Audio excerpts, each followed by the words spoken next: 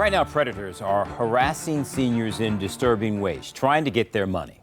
Some are criminals in other countries or even under the victim's roof. Investigative reporter Margaret Cavanaugh has more on the startling data from the FBI and the different ways that some of the most vulnerable groups of people are being taken advantage of. A lot of seniors live in this area in Norfolk, and many of them telling us that they get non-stop calls from people trying to scam them. They do prey on the elderly. Sometimes with calls. I hung up on them. And then I got a block on them now, too. Scrolling through his phone, Mike Butler shows me the excessive number of calls he said he's getting from scammers. Some of them call you twice a day. That's like harassment. He says his late aunt fell victim to somebody trying to get her money. They'll call and say, well, I'm from the IRS or something. If you don't do this, we're going to pursue litigation. And the number of victims is concerning. You sometimes are too trusting and can be taken advantage of pretty easily. The FBI's most recent elder fraud report reveals that the number of victims has risen at an alarming rate, while the loss amounts are even more staggering.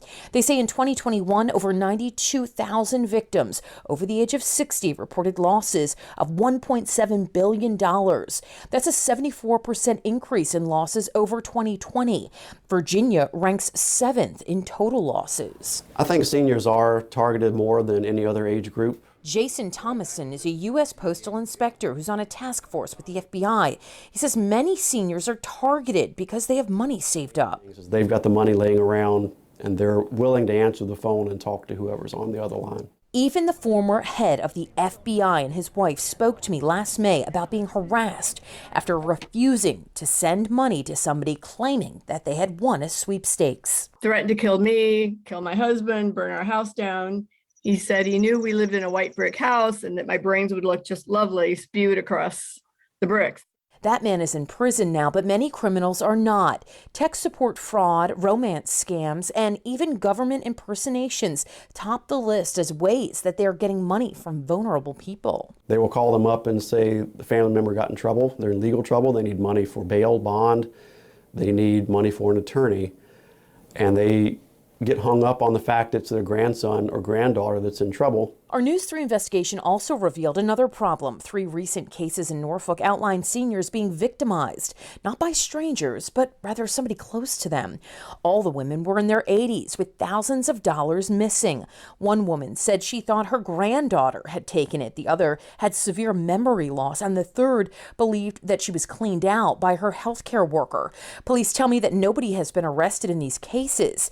Thomason says those cases can be hard to come to light. Whether it's a family member or in-home healthcare type person that stays with them, those are a little harder to find because you rely on somebody having to report it to us before we can find out about it. Regardless of who is doing the harm to these seniors, it's happening too often. It makes you angry when you see that they're being taken advantage of like that.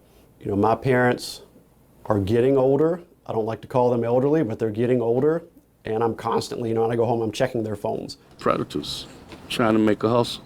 That's all it is. For more information on how you can prevent this and to report any suspicious behavior, go to our website at WTKR.com. In Norfolk, Margaret Cavanaugh, News 3. Now let's get another.